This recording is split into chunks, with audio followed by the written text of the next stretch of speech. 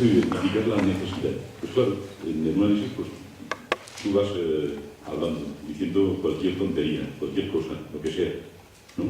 Vas encadenándose el principio fundamental es ese, lo que te vaya saliendo, naciendo. Y bueno, pues a partir de ahí, pues van surgiendo cosillas, va surgiendo la basura infantil de la que hablas, van surgiendo determinantes. Pero claro, la cosa no se puede parar ahí. Conocer la determinación, pues me parece muy bien. El problema fundamental es por qué yo he asumido esa determinación que me hace sufrir. El problema, la causa última de todo esto, no son mis papás que eran unos cabrones, tal, no es mi madre que no quería follar conmigo, cosas de estas. No, para nada. La causa determinante, ¿no?, es que yo haya decidido. Hay una decisión, dice la decisión insondable, ¿no? Decisión insondable de eso. Ahí. Y ese es el tipo de causalidad, ¿no? ¿No? Que llama la causa freudiana, ¿no? ¿He decidido qué? He decidido por el síntoma. He optado por el síntoma. Es una decisión insondable. No hay manera de figurar, no hay manera de representarlo. Pero eso es arte. Pues hay un punto de encuentro, sí. Hay un punto de encuentro, sí. En el primer racón, además, es muy claro, sí.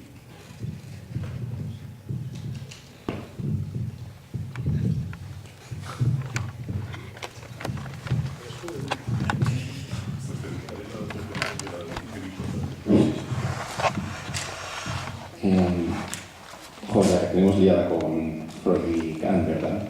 Pues yo quería meter a Platón, no sé, me parece interesante meterlo, ¿no? Cuando hablamos de que el hombre, cuando se abre el lenguaje, de algún modo se cumple, quizás simbólicamente, ¿no?, la muerte, pero se abre a otro mundo. ¿Qué otro mundo es ese? Yo no sé, realmente solo quería sugerir meter a Platón por medio porque me parece que también podría ser muy interesante, ¿no? Porque preguntabas tú también, Juan Domingo, ¿verdad? Oye, ¿de dónde viene la razón? Claro, desde luego del ello no va a venir. Del ello viene el yo, luego el superyo, la razón no puede venir de ahí.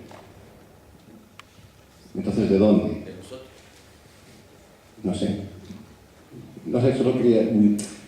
A lo mejor hay otro mundo, aunque no está en ningún lugar, desde luego, ¿no? Pero que es el mundo de la razón, que no está, pero que debe haberlo, al cual nos abrimos cuando hacemos matemáticas, pero también cuando hacemos quizá ética, en fin, cuando utilizamos la razón, quizás es una posibilidad que se abre con el lenguaje,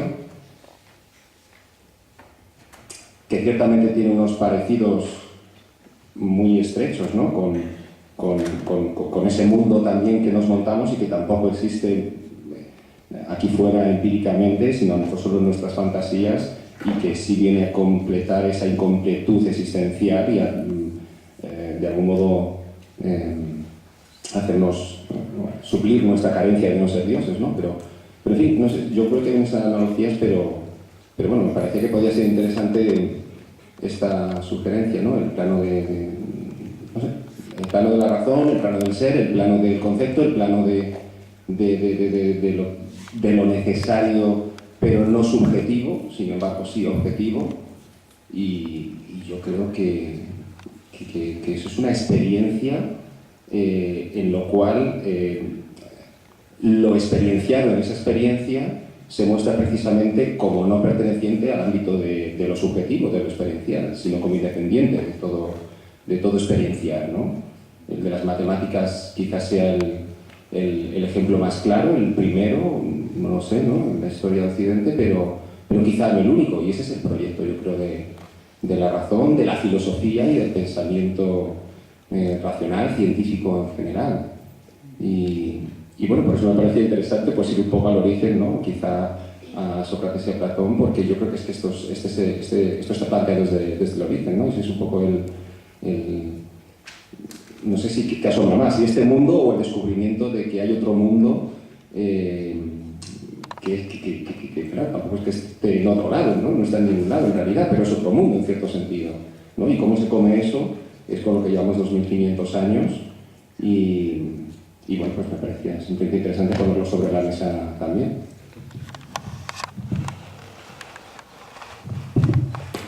No, Sócrates, Platón y Descartes. O sea, la razón, no solamente la estructura del razonamiento y la coherencia lógica y la justificación de las acciones, que es tan importante para los seres que hablan, justificar sus acciones delante de todo el mundo y de ellos mismos, sino la razón como imposición de las evidencias, como entender evidencias, captar lo que se llamaba la intuición intelectual, ¿no? esa visión del nous. Eso, claro, ¿eso de dónde sale? Pues, ¿eso de dónde sale? Efectivamente está la pulsión, y está la falta de transparencia, y la oscuridad, y lo turbio, y la materialidad, pero también está la intuición y las ideas claras y distintas. Eso no se puede negar. Eso no se puede negar. Las ideas claras y distintas no se pueden negar. Las pulsiones tampoco. Entonces es lo que le decían a Rousseau. Menos mirar a las mujeres y más aprender matemáticas. Y eran las matemáticas y el sexo. Y el problema es que el sexo se convierte en matemáticas y no sabemos cómo. Ese es el problema. Solo añadido que se me ha quedado, ¿no? Y esto no significa, creo yo, en modo alguno que vaya a desaparecer esa escisión, yo casi diría ontológica en el ser humano, ¿no? Pero sí, por lo menos, precisamente si hay escisión es porque hay escisión, es decir, porque hay dos, porque tiramos para un lado y tiramos para el otro, claro, ¿no? Porque si todo es síntoma, en definitiva, tampoco queda muy claro desde qué instancias o cuál va a ser la preinstancia respecto de la cual se extingue el ser humano. Tú hablabas, por ejemplo, creo que lo tomé literalmente la nota, ¿no? Cuando te preguntaba, Carlos, ¿para qué sirve la terapia? Dices, sirve para saber hacer algo con el síntoma. A lo mejor es pura retórica, pero ¿quién hace algo con el síntoma? ¿Desde qué posición o hacia qué posición se va a hacer algo con el síntoma? Desde el síntoma no hay una alteridad respecto del síntoma, entonces ya caeríamos en una especie bueno, no sé, de absurdo, ¿no? Y no va a desaparecer la escisión, pero por lo menos el vislumbrar una posibilidad más allá, más acá o distinta del síntoma, sí permitiría por lo menos, oye, un proyecto, aunque sea utópico, pues, o en fin, imposible de terminarlo, bueno, un ir tirando para adelante, no sé si era más de una expresión que te has utilizado también antes, un intentarlo por lo menos, ¿no? Un intentarlo, desde luego no está garantizado el éxito, pero por lo menos que quepa una esperanza mínimamente racional, no de terminarlo, no de conseguirlo, pero sí de avanzar, aunque sean pequeños pasos. Bueno, vamos a ir finalizando, así que voy a darle la palabra por última vez a los ponentes de la mesa y ya terminamos. ¿Querías hablar? No, ya. Hay que cortar. Bueno, entonces finalizamos. Así que Rodrigo Castro.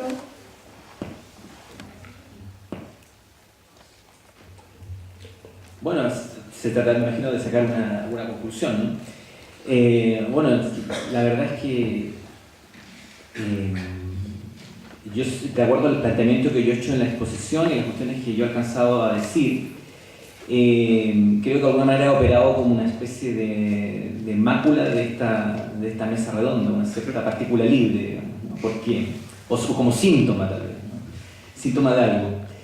En el sentido de que yo creo que un tema que ha sido transversal probablemente a las tres intervenciones, aunque de modo evidentemente diverso, ha sido la cuestión del lenguaje, ¿no?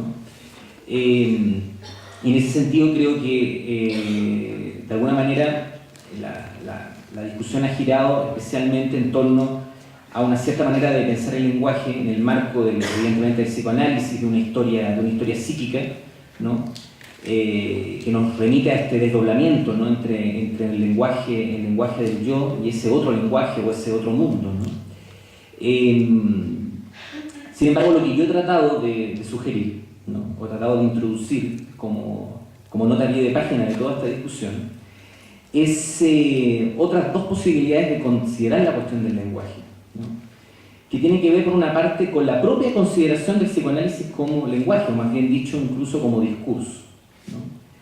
Es decir, ya que justamente la mesa apuntaba a la dirección de las cuestiones de la ilustración, la modernidad, el capitalismo, lo que a mí me ha interesado subrayar en mi exposición y en las intervenciones que he tenido es fundamentalmente que no solamente el psicoanálisis dice algo de la ilustración o problematiza de alguna manera la ilustración, problematiza la modernidad, problematiza el capitalismo, sino que también es decido por la modernidad, es decido por el capitalismo, ¿no? Es decir, o es dicho mejor dicho, ¿no? Es decir, lo que me ha interesado subrayar es de alguna manera cuáles son las condiciones, ¿no?, materiales de producción de un saber como el psicoanalítico, ¿no? ¿Qué es lo que hace que el psicoanálisis a finales del siglo XIX aparezca? Esta es la cuestión, ¿no?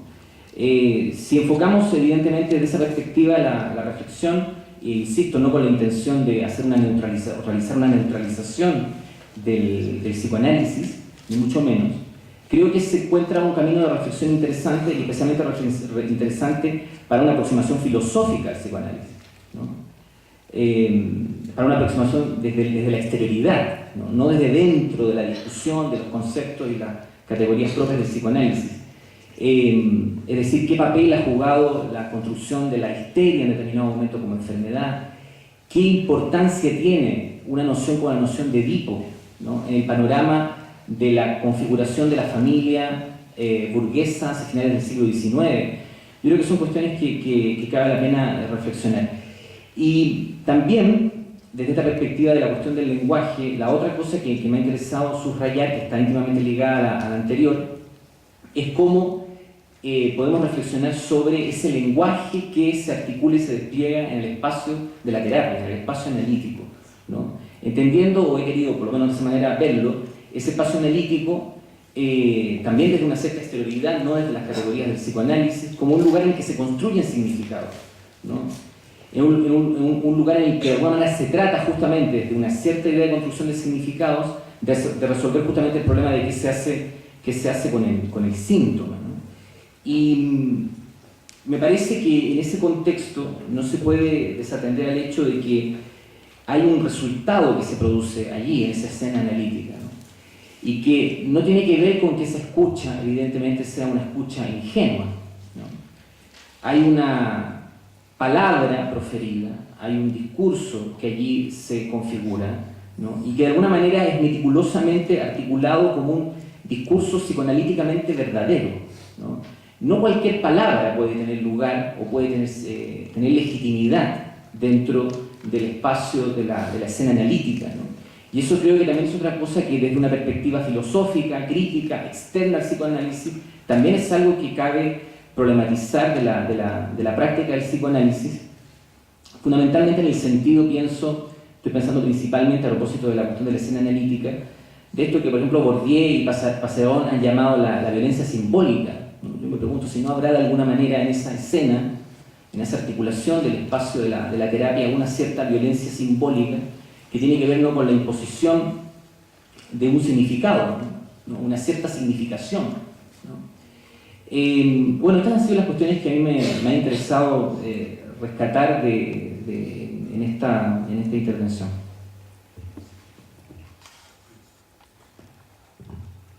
Bueno, pues lo primero, no sé, constará que efectivamente no me había equivocado al principio y que esto sí que me parece un congreso, que es un auténtico congreso. Es algo así como aquello que hace congresos a los congresos, un sitio donde efectivamente se puede pensar despacio, se puede discutir, y mientras que estás discutiendo se te ocurren cosas, porque a mí se me han ocurrido unas cuantas y eso es una cosa que me suele ocurrir muy rara vez en la vida. Sobre todo no se me ocurre nunca en esa especie de desfiles de modelos para engordar currículums que son habitualmente los congresos de filosofía. Y hecha esa constatación, pues estaba pensando yo que claro, es verdad que todo parece que si tienes que acostumbrarte a vivir con el síntoma y la terapia consiste en acostumbrarte a vivir con el síntoma o bueno, localizar imposibles, has dicho, me parece una muy buena fórmula, efectivamente, claro, localizar imposibles, pero localizar es donde realmente, por dónde cómo tienes que dejar de estrellarte contra lo imposible, realmente, de perder la cabezonería, de pretender de perseguir constantemente en la vida una cosa que no se puede hacer realidad, o que sabes que es incluso contradictoria, o incluso dañina para ti mismo, ¿no? Bueno, pues efectivamente, bueno. Eso evidentemente debe de consistir la terapia. Y bueno, la posibilidad misma de la terapia, pues no sé, o sea, es que solamente la posibilidad de la palabra terapia, bueno, la posibilidad de enunciar la palabra terapia, pues indica efectivamente, un cierto optimismo por el cual no todo está decidido. Y yo ahí siempre veo una especie de bisagra que no puedo llamar de otra manera que libertad, pero vamos, o sea, es que si no, incluso la propia obra de Freud sería el síntoma minucioso de un neurótico, o sea, claro, no es el síntoma minucioso de un neurótico, es una obra científica sobre los síntomas de los neuróticos. Pero claro, el propio Freud también era un neurótico. Sí. Entonces, bueno, hace falta... es verdad que yo mismo he contado también, he dicho, los síntomas efectivamente funcionan como un sistema metafísico, como un sistema teológico, incluso que funciona hegelianamente con la misma maestría con que Hegel se puede decir que se lo traga todo, que todo lo asimila. Pues bueno, podríamos decir que un síntoma neurótico, pues un sistema neurótico también lo devora todo, se lo traga todo, tiene respuesta para todo, todo lo digiere a su favor, efectivamente. Pero bueno, no debemos de olvidar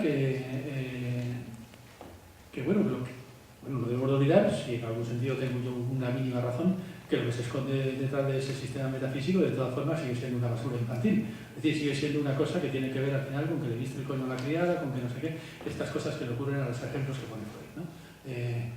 Es decir, que tiene que ver con una serie es un material, es un sistema metafísico hecho con un material completamente despreciable. Me gusta mucho la expresión que utiliza Grodeck, que se inventó el concepto de ello, ¿no? Que habla de la necedad del inconsciente. El inconsciente es tremendamente necio, ¿no? Es una necedad insólita, ¿no? O sea, que es un sistema metafísico muy inteligente, pero hecho con un material completamente necio, podríamos decir, ¿no? Bueno, en un cierto sentido, la necedad, podríamos decir que no tiene dos tortas, o sea... bueno, yo creo que, por ejemplo, no sé, o sea, tú dices, tus rasgos de carácter son... Es imposible escapar a tus rasgos de carácter, es imposible escapar a ti mismo, es imposible para un neurótico escapar a sus síntomas. Bueno, relativamente. O sea, es verdad que no hay manera alguna, tú no puedes coger a un tímido y decirle, mira, no, mira, puedes perfectamente hablar en público, ponte a hablar en público aquí, mira, coge el micrófono, habla. Y el tímido ahí se desmaya, tal, o sea, no puede escapar a sus síntomas. Bueno, no puede escapar a sus síntomas, excepto si se toma, no sé, un tripi o una droga alucinógena, es decir, luego resulta que con una pastillita así de pequeña o con un veneno adecuado, resulta que se te pasan todos los síntomas y además te conviertes enteramente en otro.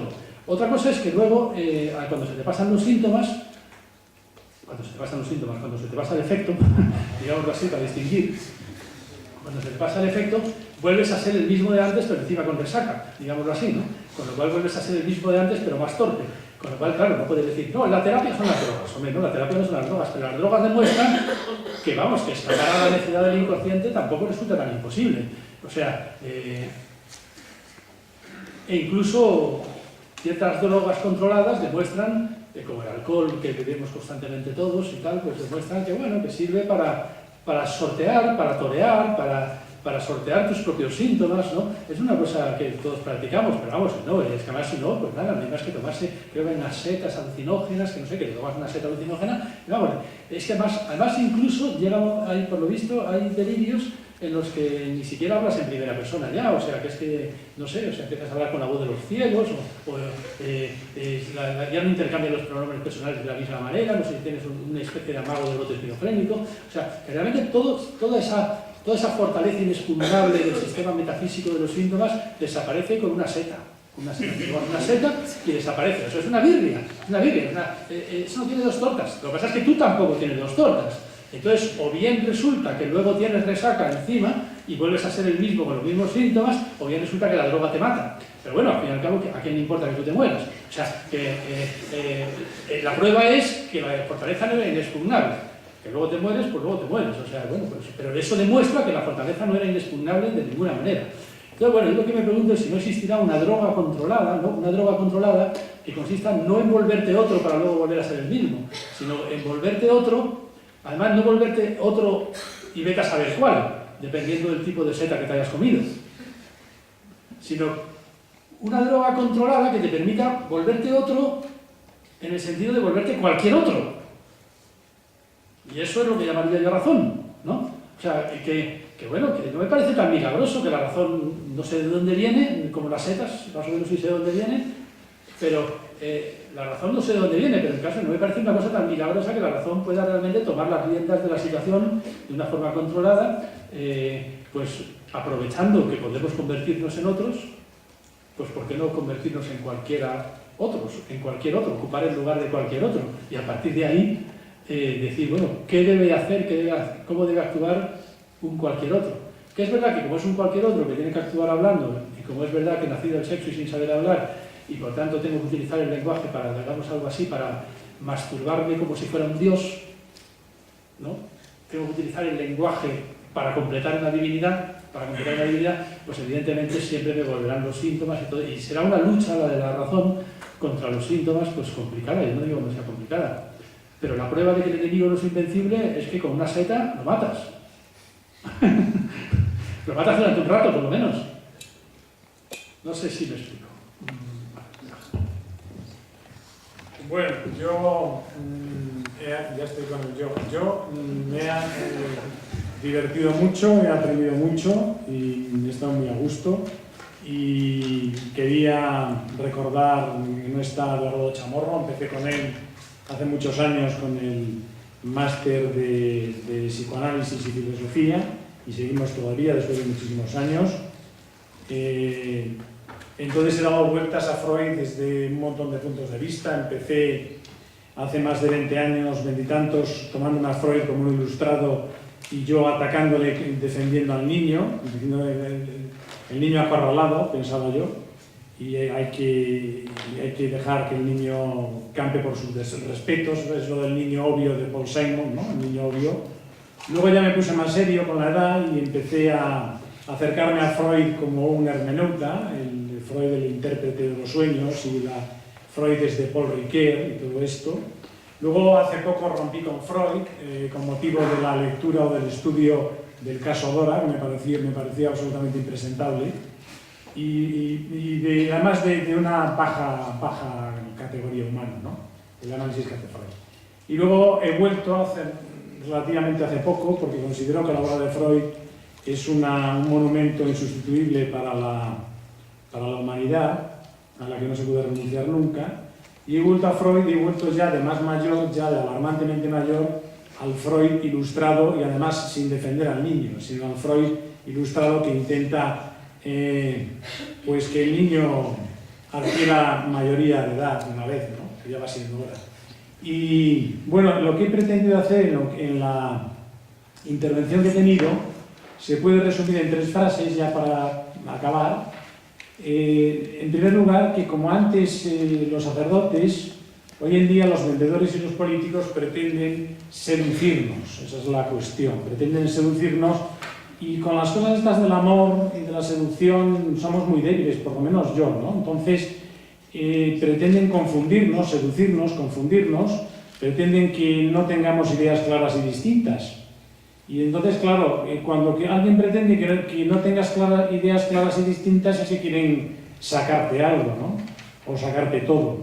Y en segundo lugar, la segunda proposición sería que Freud nos aclara, o Freud nos sirve para aclararnos qué es lo que queremos nosotros y no el otro. Y no el otro vendedor, o el otro político, o el otro sacerdote. Freud te aclara qué quieres tú. Y eso, ¿quién eres tú? ¿Quién es ese yo? Pues bueno, eso ya. Y entonces de ahí sostengo que el psicoanálisis freudiano pues sirve o nos puede ayudar en la resistencia esta que para el profesor Marinas hay que tener día a día, y no esta responsabilidad del día cotidiana, el no irnos de vacaciones pocas veces, ¿no? Con las drogas o con setas alucinógenas, tomarlas poco, ¿no? Porque en general del yo uno no se puede librar, siempre estoy aquí conmigo mismo, es una lata, desde que nazco hasta que muero voy a estar conmigo mismo, ya no me aguanto muchas veces. Nietzsche decía que él pretendía hacer una filosofía que permitiera a un hombre vivir consigo mismo eternamente, por toda la eternidad, sin huir de sí mismo a encontrar escapatorias, siempre dando vueltas por ahí como un vagabundo. Sobre todo la escapatoria del otro, la escapatoria de la compasión, que la disfrazamos con mil palabras bonitas, cuando en realidad es una huida de uno mismo, ¿no? Entonces, un poco, bueno, intento hallar una vía freudo-nietzscheana improbable e imposible. Muchas gracias.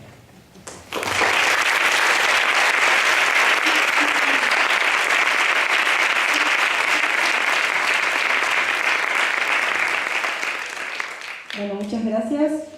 Recuerdo que hoy a la tarde es la sesión de psicoanálisis y política con Laura Suárez González, el profesor Marinas, Jorge Alemán y Juan Domingo, así que nos vemos a las 4:10.